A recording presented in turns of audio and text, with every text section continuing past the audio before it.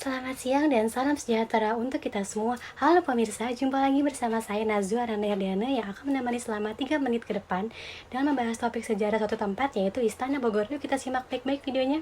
Dibangun pada tahun 1745, Istana Bogor zaman dahulu adalah hasil pencarian seorang gubernur jenderal Belanda bernama Gustav Willem Baron van Imhoff. Mulanya, ia bertujuan mencari lokasi sejuk yang dapat digunakan sebagai tempat peristirahatan karena menurutnya Batavia atau kini Jakarta cukup panas untuk ditinggali.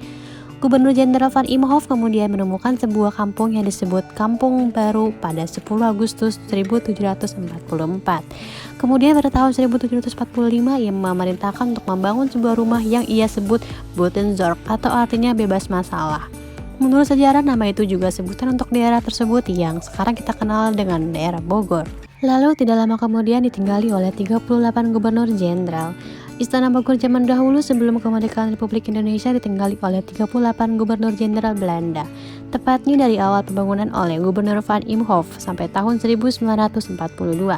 Setiap pergantian gubernur jenderal, Buitenzorg atau Istana Bogor ini mengalami perubahan dan perbaikan sesuai gaya masing-masing pemimpin. Lalu dalam perjalanannya, Istana Bogor zaman dahulu tidak selalu bagus dan indah.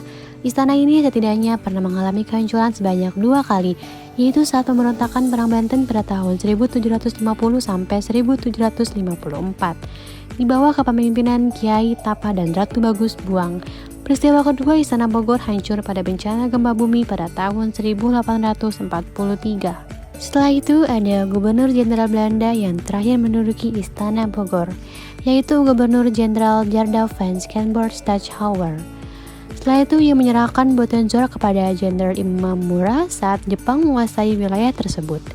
Jepang memfungsikan Buitenzorg sebagai markas pasukan selama 3 tahun sejak 1942 sampai 1945. Istana Bogor zaman dahulu di masa penguasaan Jepang adalah yang terkelam.